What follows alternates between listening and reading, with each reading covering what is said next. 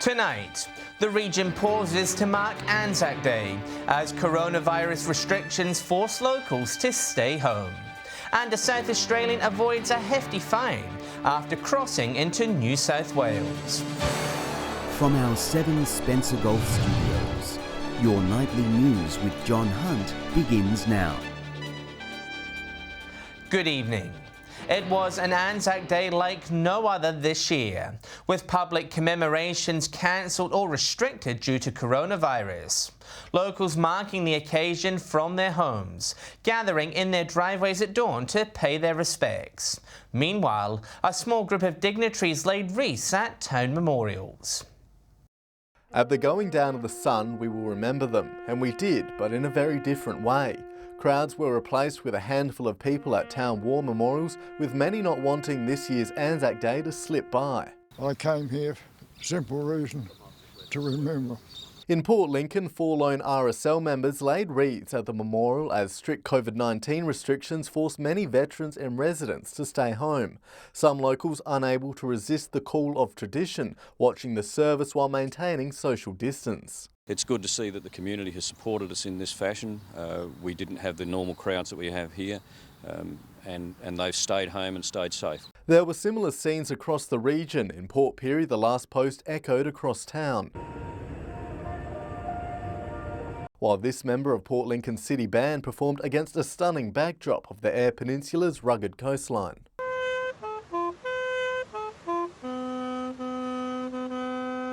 You don't scratch very hard under the skin of anyone on this west coast, and there's involvement with defence. For Robert PROUT, Anzac Day is a time to remember his long family history of service. His father fought in Africa while his grandfather battled on the beaches in Gallipoli. I just keep coming here as long as I can. I'm 85 this year, so it doesn't make any difference how old you are, as long as you remember what your fathers and your mothers did before you. Port Lincoln's local radio station on board, broadcasting the RSL branch's service, while the Fly Club took to the skies for a very special Anzac Day flyover. I thought it was a wonderful gesture on the part of local flyers. Anzac Day 2020 commemorated the Year of the Nurse, recognising those who cared for our servicemen and women, a timely acknowledgement with health professionals now on the front line in the war against coronavirus. Nathan REGTER, 7 Spencer Golf News. Broken Hill Police are warning travellers looking to visit the Silver City to only cross the border for essential reasons. The message comes after a man was turned back last week. Patrick REINCKE has the details. Last Monday, officers in Broken Hill's Highway Patrol Unit came across a car stationed on the outskirts of the city. The Nissan Pathfinder 4x4 was parked near the Welcome to Broken Hill sign on the Barrier Highway east of town. Highway Patrol officers finding a man camped inside the vehicle. They've gone and approached him to ask him what he was doing. He said that he was just bored being at home and decided to go to Lightning Ridge for a bit of a visit. Unlike South Australia, which has closed its borders to non-essential travel with checkpoints in place, New South Wales remains open. But officers say his reason for being on the road breaches current travel restrictions. They warned him and advised him about the travel restrictions in place at the moment. He wasn't too cooperative at the time and was defiant and was adamant that he was going to Lightning Ridge. After being told he would receive a $1,000 fine for failing to cooperate, he packed up and headed back to SA. Inspector Smith saying the traveller was let off with a warning. First and foremost, we need to educate the public, and then once we've tried to educate them, we warn them, and if they don't adhere to that warning that they could be fined, then that's when we would fine them. Broken Hill Police say restrictions on travel have not changed. People are being reminded to only leave the home for essential reasons. A 35-year-old woman has lost her licence on the spot after being detected driving more than 6 times the legal alcohol limit in Kadina Saturday afternoon. Just before 3, patrols stopped a car on Taylor Street for a roadside alcohol test. It's alleged the driver recorded a blood alcohol reading of 0.312. The Kadina woman was reported for drink driving and her car impounded for 28 days. Officers have described the incident as extremely disappointing. And a 37-year-old disqualified driver has been caught driving more than twice the legal limit in Whyala. Just before 2:30 last Friday afternoon, police stopped a car on Russell Street, where the driver returned a positive alcohol breath test of .111. Further investigation also revealed the man was driving an unregistered vehicle. He was given an instant 6-month driving ban, and his car was impounded for 28 days. The driver will appear in court at a later date. Despite coronavirus fears, schools in our region today opened their doors for Term 2, with strict social distancing requirements in place. The Education Union, however, has slammed the decision, raising concerns for both teachers and students. It's business as usual with campuses opening today for Term 2. Teachers at John Perry Secondary School preparing to implement strict social distancing regulations. We are making preparations if the full cohort comes back or even a high number comes back, so we will do our best. As coronavirus fears escalated, last term's attendance numbers dwindled, but Term 2 has kicked off with many returning back to routine. It's really weird without students at school, so we do hope to see as many of them as feel comfortable in coming, and it'll be great to have the staff back. The Education Minister giving the green light for today's commencement. He says the decision was based upon advice from health authorities. No community transmission in South Australia since more than a month ago has meant that we were able to be in a position to start moving back towards face-to-face teaching in the usual fashion earlier than we anticipated. However, not everyone's welcoming the return, with the Education Union questioning the government's decision and sending out surveys to teachers. We're sending out a survey to our members today to find out the situation, to find out what attendance is like, but also whether they've got adequate access to hand sanitizer and cleaning products. For now, healthy students are urged to attend. Encouraging all students to come back. Obviously, if they are sick or if they're vulnerable or someone at home is vulnerable, then it is up to the families to make a decision whether or not they send students to school. SHARI Hams, 7 Spencer Gulf News. Still to come tonight, locals urged to download the federal government's controversial coronavirus tracing app. And Whyala RSL members enjoy a free meal from a local restaurant.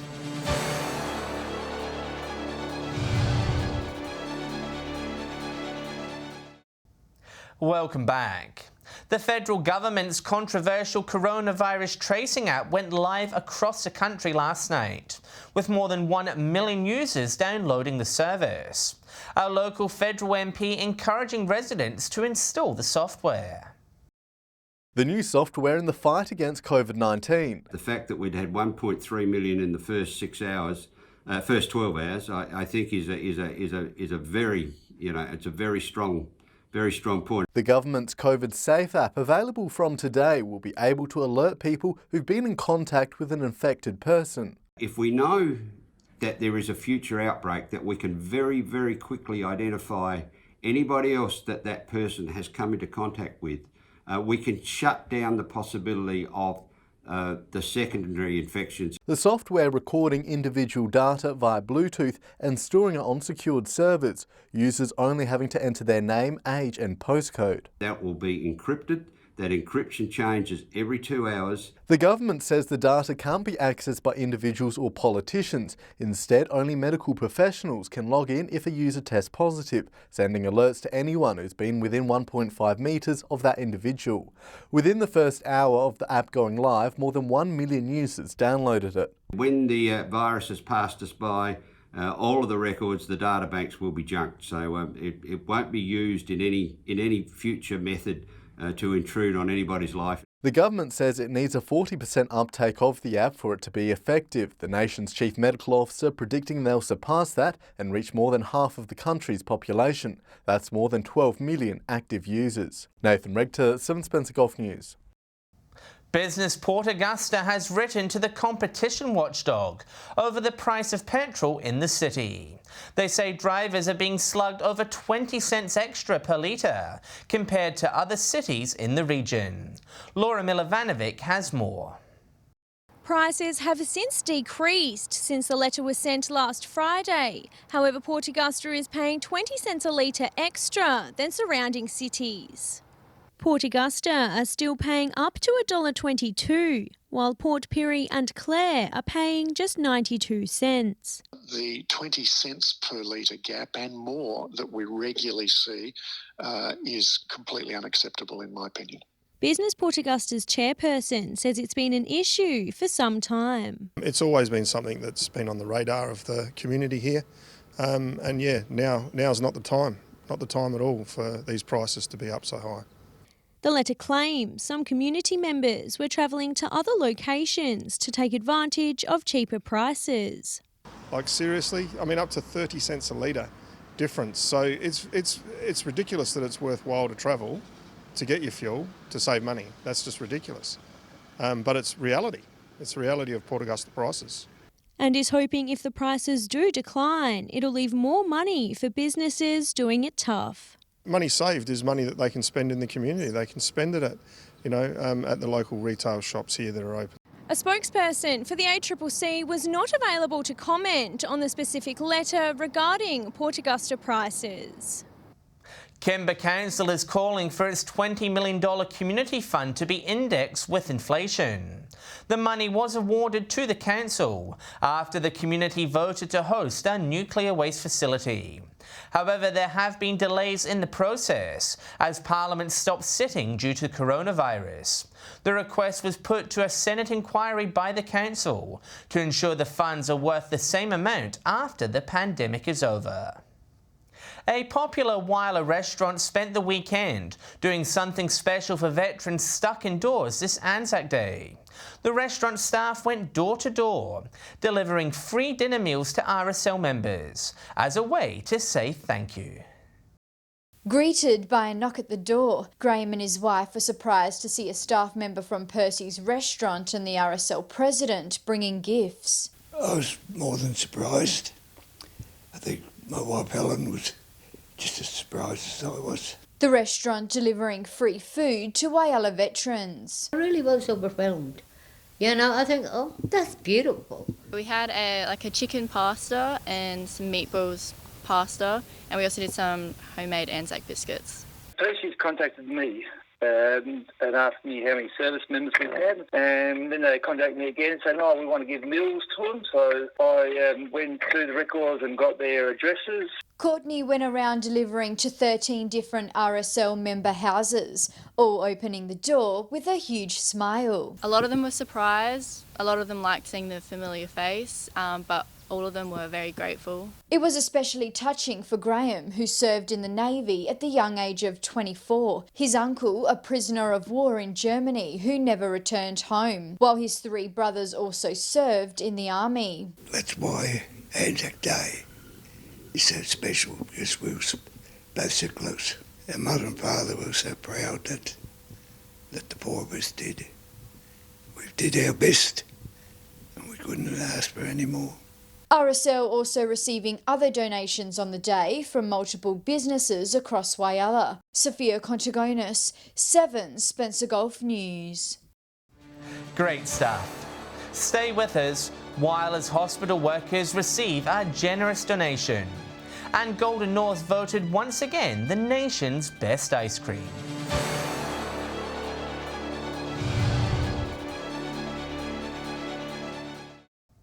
A popular Whyala cafe have given back to their community, sending food to local hospital workers. With many essential workers forced to face the implications of coronavirus, they say the gesture is a small way they can say thank you. Busy in the kitchen, whipping up some tasty meals, this local Whyala cafe preparing sweets and desserts for local doctors and nurses. I just want to give back to the community and for the frontline workers and that for putting out, extra effort for everything that's going on at the moment. Driving down to hand deliver the multiple boxes of sweets, the staff there sharing them amongst all the different departments at the hospital. Yeah, we did some cakes, some jelly slices, little mini eclairs, little mini tarts, just like an array of what the sweets that we usually have in our cake cabinet here, but just sort of like, bite size. It's the first of many organisations this cafe wants to support. They're planning to make it a weekly thing as a way to thank our local healthcare workers. We have got a list of other places that we want to do the same sort of thing too, so it'll be places like Kindred Living, the ambulance, aged care. The hospital delighted by the surprise. We have been working very hard and we are really well prepared to continue to keep the community safe, and it was a lovely break in some of that work to share a treat with each other. This popular coffee destination, usually filled with lots of customers. Like many other businesses, it's been forced to get creative under new COVID-19 restrictions, turning into a takeaway-only cafe. We've probably been one of the few lucky ones. We've adjusted our hours to help. We wanted to keep our staff. We've got a really good team here. SOPHIA KONTOGONIS, 7 Spencer Gulf News. Laura's ice cream maker Golden North has been rated Australia's favourite for the 3rd year in a row. Staff are welcoming the award, saying the iconic treat continues to put the region on the map. There's lots to smile about here at Laura's Golden North factory. It's an online award that's organised by CanStar, and we were notified of the results last week, which was a huge surprise for the business. The award is decided by an annual independent survey. Nearly 3,000 consumers putting their spoons to work and rating their favourite scoops. Golden North receiving the only 5-star rating for overall satisfaction, as well as top marks for taste, consistency and packaging. It also reinforces the Golden North's decision a few years ago to continue using fresh milk and cream, and shows that that was the right decision and continues to make the best ice cream. It's their 3rd win in a row, defeating brands such as WILLIS, Streets and Ben & Jerry's. This award gives a lot of pride and gratification to our staff for all the hard work they put in. It's also very important to us because it's the little guy versus the multinational, and we've come out on top again. Staff say the award is a testament not just to the ice cream, but the wider region. 65 employees in Laura. We're massive for this area because we spend a lot of money within the area on trades, services, also donations for various sporting clubs as well. SHARI Hams, 7 Spencer Gulf News. A 35-year-old woman has been arrested after allegedly failing to stop when patrols detected her driving at 194 kilometres per hour on the Air Highway Saturday afternoon. Police trying to pull over the driver around 1:30, who was spotted again driving dangerously at Port Germain. Patrols converged on the area and safely stopped the speeding vehicle at Bungamore. The Western Australian woman was arrested and charged with 2 counts of driving in a dangerous manner. She was also issued an expiation notice for failing to comply with South Australia's COVID-19 regulations. A Broken Hill agriculture organisation is helping locals develop their green thumbs. Landcare Broken Hill has been repurposing farm storage containers into low-cost garden beds.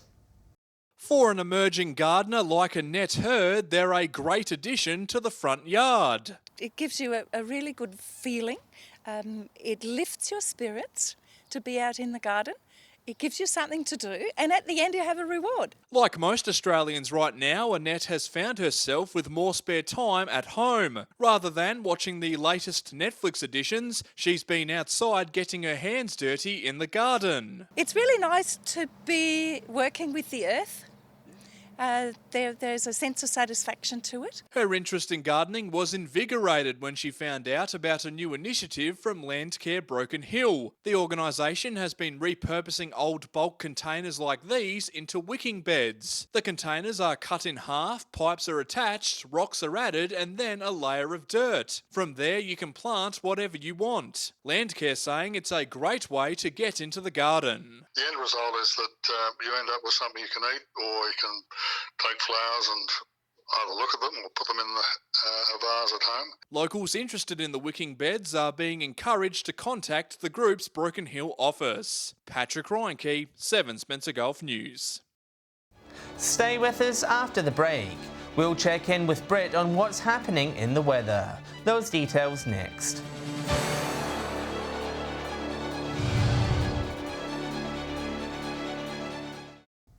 Hello again. Time for a look at the weather now, and after copping a soaking in our region over the weekend, more rain is heading our way later this week. Here's Britt with the details. Thanks, John, and good evening. Today saw maximum temperatures 2 to 3 degrees below average, Port Augusta recording a top of 24 degrees. Whyala and Port Pirie both reached 22, Broken Hill 21, Whyala 20, Kadina, Port Lincoln and Adelaide all 19. From the satellite, we saw extensive cloud over South Australia today with onshore winds about the coast. Moving along to tomorrow now, and we'll start with the Gulf waters. There's a strong wind warning in place for the Spencer Gulf with variable winds expected. Seas below 1 metre and swells up to 1.5 metres. It's looking to be a gloomy Tuesday with showers forecast about most major centres. Port Lincoln and Woodner both with a partly cloudy morning before showers develop in the afternoon, tops of 24. Cleve 23. Whyala cloudy with showers developing in the afternoon and evening, 24 the top. Similar conditions at Port Augusta 25, Kadina 23. Port Pirie showers developing later in the day, a top of 24 degrees. Clare showers and 21, Broken Hill remaining dry with a mostly sunny day, 25 the top. Wednesday, showers forecast for most districts with a possible thunderstorm about the mid-north. Broken Hill warm and dry with an expected top of 29 degrees. Maximums in the teens elsewhere. Thursday, fine at Woodner and Broken Hill with morning showers forecast over most other major centres, clearing to a partly cloudy afternoon. Maximums mostly in the mid-teens. Looking much the same on Friday with a shower or two expected over much of the region. And John, that's the end of the forecast. Thanks for that, Britt. And that's the local news this Monday evening. Thanks for joining us. I'll have updates later and tomorrow morning. But until then, enjoy your evening on 7. Good night.